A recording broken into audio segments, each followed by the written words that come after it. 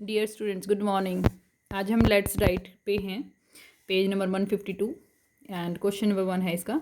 Did you observe that in the poem the last words in every second and fourth line rhyme with each other? कि जो poem है उसमें हर एक दूसरा और सेकंड और फोर्थ, ठीक है, लेटर राइम करता है। ठीक है, जैसे यहाँ पे देखो सेकंड एंड फोर्थ लाइन में बता रहा है ये। ठीक है, अब देखो कैसे वॉकिंग, यहाँ पे देखो पहली लाइन में, पहले पैरे में, पहला पैरा में, स्टेंजा में वॉकिंग फास्ट और स्लो। और आप फोर्थ वाली में देखो अप एंड डाउन दे गो, यहाँ पे स्लो ओ की आवाज़ आ रही है, गो ओ की आवाज़ आ रही है। ठीक है, ऐसे ही फिर नेक्स्ट पैरे में भी देखो आपको दिख जाएगा, यहाँ पे बोल रहा है people on the bus in back. यहाँ पे फोर्थ लाइन में क्या बोल रहा है, in back and front of us, यहाँ बस यहाँ अस। ठीक है, ऐसे ही यहाँ पे देखो, यहाँ पे ग्राउंड, यहाँ पे राउंड। ठीक है, फिर यहाँ पे डोर्स और यहाँ पे पोर्स। तो राइमिंग वर्ड हर एक सेकंड में और फोर्थ लाइन में आ रहा है। तो यही क्वेश्चन में कह रहा है ये कि हर एक सेकंड लाइन में और फोर्थ लाइन में राइम कर रहा है। राइम पता ही ना, एक जैसे ले आ रही है, एक जैसे राइमिंग वर्ड आ रहे हैं। ठीक है, with each other. Can you right A 4 line poem? क्या आप एक 4 लाइन की पोएम लिख सकते हैं? Yes, you can try, and yes, of course we can write a 4 line poem. Everyone can write. ठीक है, तो एक 4 लाइन की पोएम है, वो मैं लिख देती हूँ। एक ये छोटी सी पोएम है बर्ड के बारे में जो 4 लाइन्स की है। Bird bird yellow bird singing on the tree, wake up it's a lovely day. ठीक है, समझ में आ गया हो गया I think, very easy poem. कि bird bird yellow bird, yellow colour के बर्ड जो एक किस पे, पेड़ पे गा रहा है, वेक अप उठ जाओ। क्या गा रहा है वो? ये गा रहा है, चर्पिंग करता है ना ट्री पे बैठ के बर्ड। सुबह के टाइम ज़्यादातर बर्ड्स की आवाज़ हमें सुनाई देती है, तो वो हमें उठा रहा है एक तरह से कि उठ जाओ, इट्स ए लवली डे, ये एक अच्छा सा दिन है, एक प्यारा दिन है। ठीक है, तो ये कह के वो उठा रहा है। तो ये एक छोटी सी पोएम थी। अब नेक्स्ट क्वेश्चन देखो क्या है। Find out how many people are there in our country. ठीक है, कितने लोग हैं अपनी कंट्री में? लगभग 136 करोड़ हमारी इंडिया की पॉपुलेशन है। 136.64 है वैसे एक्चुअल में, तो 136 करोड़ भी लिख सकते हैं, अब अबाउट 136 करोड़। ठीक है, do we have enough land for all people on this earth? ठीक है, क्या हम इस अर्थ पे इनफ, हमारे पास धरती है सभी लोगों के लिए? सफिशिएंट नहीं है अगर हम देखा जाए तो। Is there enough food and water for all people? ना ही इनफ फूड और वाटर है सभी लोगों के लिए।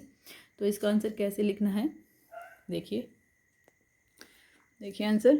There are more than 136 crore people in our country. ठीक है, 136 करोड़ से भी ज़्यादा हैं हमारी कंट्री में लोग। वी डोंट हैव, अगला क्वेश्चन था कि क्या हमारे पास इनफ लैंड है अर्थ के ऊपर सभी लोगों के लिए? We do not have enough land for all the people on the earth. ठीक है, और फिर पूछा था कि फूड और वाटर है क्या सभी लोगों के लिए? तो उसका है there is not enough food and water for all the people. ठीक है, ये आंसर आ जाएगा, यहाँ पे फुल स्टॉप आएगा पीपल के बाद। ठीक है, तो ये क्वेश्चन का आंसर था। नेक्स्ट क्वेश्चन देखो। Find out the following from 10 families living in your neighbourhood. कि जो 10 फैमिलीज से हमें पता लगाना है जो आपके पड़ोस में रहते हैं, क्या क्या पता लगाना है देखो। काउंट द नंबर ऑफ, पहले फैमिली दे दी है, फैमिली है जैसे F1 एक फैमिली, फिर दूसरी फैमिली, फिर तीसरी, फिर फोर्थ फैमिली, फिर फिफ्थ, फिर सिक्स, फिर 7, फिर 8, फिर 9, 10 फैमिलीज ले ली हमने। ठीक है, उनको नाम दे दिए F1, F2, F3 ऐसे। ठीक है, एक पेपर पे लिख लिया। ठीक है, कि मान लो आपके पड़ोस में श्रेयांश की फैमिली रहती है तो उसको F1 दे दिया। फिर आपके पास, आपके घर के पास रितिका की फैमिली रहती है, उसको F2 दे दिया। अलग अलग नाम दे दिए। फिर देखो children below 5 years of age. F1 family में जो फर्स्ट फैमिली है उसमें 5 साल से कोई नीचे बच्चा है या नहीं है। ठीक है, तो कितने हैं वो भी लिख दो। अगर 0 है तो 0 लिखोगे, एक भी बच्चा नहीं है 5 साल से नीचे तो 0, और 1 है तो 1, और 2 है तो 2, उसके अकॉर्डिंग लिखना है इसमें सभी फैमिलीज़ में। फिर चिल्ड्रन फ्रॉम 5 to 14 ईयर्स कितने हैं वो लिखना है यहाँ पे। फिर grow up children from 15 to 20 कि जो 15 to 20 ईयर्स के बंदे हैं, चिल्ड्रन हैं, बच्चे हैं, वो कितने हैं, कौन सी फैमिली में कितने कितने हैं, ठीक है। F1 में कितने हैं, F2 में कितने हैं, या जीरो हैं, जीरो भी हो सकते हैं, नहीं भी हों इतने साल के बच्चा। फिर एल्डर्स फ्रॉम 21 to 50 ईयर्स, जो बड़े हैं वो कितने हैं। बड़े तो हर फैमिली में मिलेंगे ना, 21 से 50 तक की एज वाले तो हर फैमिली में मिलेंगे, ठीक है। लेकिन कितने कितने मिलेंगे वो देखना पड़ेगा, जीरो तो नहीं मिलेगा ये इसकी वैल्यू, ठीक है। Old people who are above 50 years, old people कितने हैं हर एक फैमिली में वो लिखना है, ठीक है। Total number of people in the family, और टोटल फिर हर एक फैमिली के टोटल लिखना है, निकालने हैं कि F1 में टोटल कितने आए, ठीक है। जैसे मान लो एक फैमिली उसमें 5 साल से 1 नीचे का 1 है, और 5 to 14 भी 1 है, ठीक है। ग्रो अप चिल्ड्रन मान लो 0 है, ठीक है। और 21 to 50 कितने हैं, मान लो 3 हैं, ठीक है। और ओल्ड पीपल मान लो 2 हैं, एक फर्स्ट फैमिली का लिखा है मैंने, ठीक है। फिर ये F1 का लिखा है मैंने, ये एक्चुअली थोड़ा सा इधर होना चाहिए था F1, तो इसका मैंने F1 का लिखा है। तो अब देखो इस फैमिली में टोटल कितने हो जाएंगे, 1 2 और 3 ये 5 और 7 पर्सन हो जाएंगे टोटल, है ना। तो इस तरह से निकालना है ये हर एक फैमिली का जो आपके पड़ोस में हो, ठीक है। अपना वैसे लिख अगर नहीं जा सकते तो ऐसे लिख के कर लेना ये वाला, ठीक है।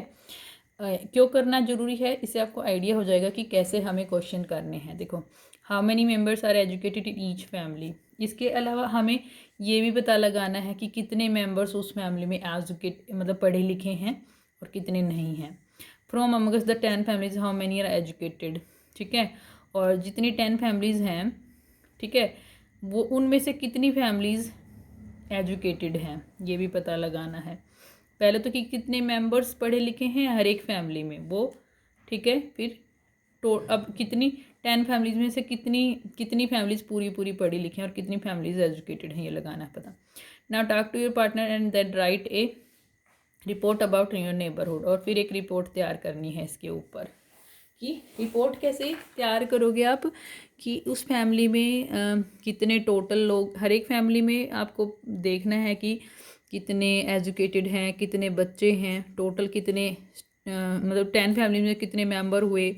वो जैसे मान लो 90 हो गए, ठीक है। 10 फैमिलीज़ में 90 मेंबर्स में से कितने बड़े हैं, कितने बूढ़े हैं, ठीक है, मतलब कितने एल्डर्स हैं और कितने अबाउ 50 ईयर्स हैं। ऐसे ऐसे बताना है कि 5 to 14 ईयर्स कितने हैं, 5 ईयर्स से कम कितने जो बच्चे हैं वो कितने हैं, 5 ईयर्स से कम एज वाले, ठीक है। इस तरह से आपको एक रिपोर्ट तैयार करनी है इसके बारे में। तो ये खुद ट्राई करना, ठीक है, ये खुद करना है आपका, रिपोर्ट तैयार करनी है इसके बारे में। और ये बेसिकली इसके ऊपर डिपेंड करता है, ठीक है। जो आप ये बनाओगे ना ये लिस्ट, इसके ऊपर ये रिपोर्ट डिपेंड करेगी। तो ये आप अपने हिसाब से लिखोगे सभी और एक रिपोर्ट तैयार करोगे, ठीक है। उसके बाद देखो let's interview your teacher and get her response for the following questions, ठीक है। पहला क्वेश्चन है why did you become a teacher, एक सेकेंड दिख नहीं रहा है, इंटरव्यू लेट्स इंटरव्यू है ये हेडिंग इसका, let's interview your teacher and get responses for the following question, ठीक है। कि अपने टीचर का इंटरव्यू करो और इन क्वेश्चंस का रिस्पॉन्स उनसे लो प्राप्त करो। Why did you become a teacher, ठीक है। अब किसी भी टीचर से आप पूछ सकते हैं आप, ठीक है। अब जैसे मान लो मुझसे पूछ रहे हैं आप, ठीक है, तो मैं क्या आंसर करूँगी, आई become a teacher because I like teaching, क्योंकि मुझे पढ़ाना पसंद है इसलिए मैं टीचर बनी, ठीक है। उसके बाद how do you come to school every day, आप स्कूल कैसे आते हो हर रोज़। अब आप सबको पता है मैं कैसे जाती स्कूल, मैं तो मतलब अगर हम थोड़ा दूर होगा तो हम मतलब कोई भी टीचर अगर दूर से आता है तो बताएगा वो किससे आता है, ठीक है। और अगर किसी चीज़ से नहीं आता तो उसके बारे में बताएगा। अब मैं अपने केस में क्या लिखूँगी, मैं I come to school every day on foot, ठीक है, ऑन फुट लिखेंगे। Do you have any pets, और आप टीचर से ये पूछ रहे हो कि आपके पास कोई पैट है, तो क्या अगर होगा तो वो क्या बोलेगा, yes I have a PAT, और जो भी होगा वो बताएगा कि yes I have a dog या फिर आई हैव ए कैट, जो भी हो, आई हैव रैबिट, ठीक है, कुछ भी बोल सकता है जो उसके पास पैट हो। अब जैसे मैं अपनी बात करूँ तो मेरे पास तो नहीं है, तो मैं क्या लिखूँगी, no I don't have any pet, ठीक है। फिर उसके बाद देखो मैं यही आंसर करूँगी आपको। What kinds of books do you like to read. अब आपको किस तरह की बुक्स, मतलब आप टीचर से पूछ रहे हैं कि आपको किस तरह की बुक्स पढ़ना पसंद है, ठीक है। तो आप टीचर से पूछोगे ये, ठीक है। अब जैसे मान लो मुझसे पूछ रहे तो मैं क्या जवाब दे रही हूँ, मैं अपने हिसाब से जवाब दूंगी, I like to read funny story books, ठीक है। मुझे फनी स्टोरी बुक्स पढ़ना पसंद है, ठीक है। और अगर उसके बाद क्वेश्चन है व्हाट आर योर हॉबीज़, आपकी हॉबीज़ क्या क्या हैं, ठीक है। अब मेरी हॉबीज़ हैं वॉचिंग टीवी एंड साइकिलिंग, ठीक है। तो इसके बेस पे आप इनके आंसर्स करेंगे, ठीक है। My hobbies are cycling and watching TV. अब देखो, now write a paragraph about your teacher with the information you have gather. अब जो इन्फॉर्मेशन यहाँ मिलेगी ना ऊपर, उसके बेस पे आपको यहाँ नीचे एक पैराग्राफ लिखना है उसके बेस पे, ठीक है।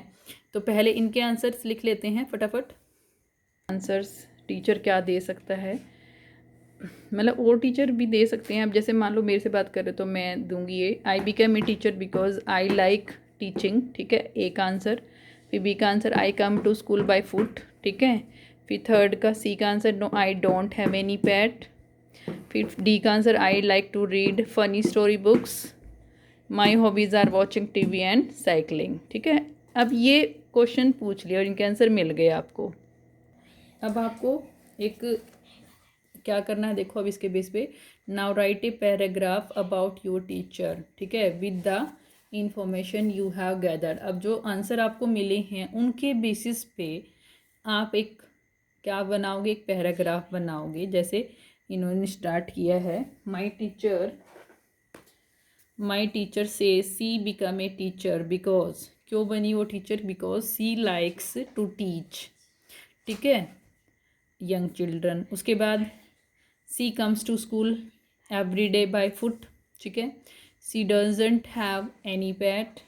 सी इज़ फॉन्ड ऑफ बुक्स, कौन सी book specially, she is fond of books specially story funny story books, ठीक है। सी लाइक्स, अब यहाँ पे ऐड भी कर सकते हैं या फिर आप अलग से एक line, she likes funny story books, ठीक है। She equally likes, okay, other story books also, ये भी लिख सकते हैं। इन लेज, जब उनकी जो हॉबीज़ हैं उनके बारे में लिखोगे, हर हॉबीज़ आर, ठीक है। और हॉबीज़ आर क्या क्या हैं, जैसे कुछ भी हो सकती हैं आपके टीचर की, या हीज़, अगर मेल के बारे में लिख रहे हो तो हीज़ लिखेंगे उस केस में ना, अगर लेडी के बारे में लिख रहे हैं तो हर लिखेंगे, ठीक है। हर हॉबीज़ आर, क्योंकि लास्ट क्वेश्चन हॉबीज़ के बारे में था, तो हर हॉबीज़ आर जैसे वॉचिंग टीवी एंड साइकिलिंग, या फिर जो भी जिस भी टीचर के बारे में आप लिख रहे हैं उनसे क्वेश्चन आंसर पूछेंगे, ये क्वेश्चन करेंगे, वो आंसर देंगे, तो उसके बेस पे आपको ये पैराग्राफ लिखना है, ठीक है। तो जो आंसर मिले थे उन्हीं के बेस पे मैंने बताया यहाँ पे लिखना है। ये खुद से ट्राई करना, और मैंने कुछ कुछ बताया भी है, वो आप लिख सकते हैं, दोबारा सुन सकते हैं वीडियो को अगर आपको मतलब लिखना है तो, ठीक है। That's all for today's class. Have a nice day.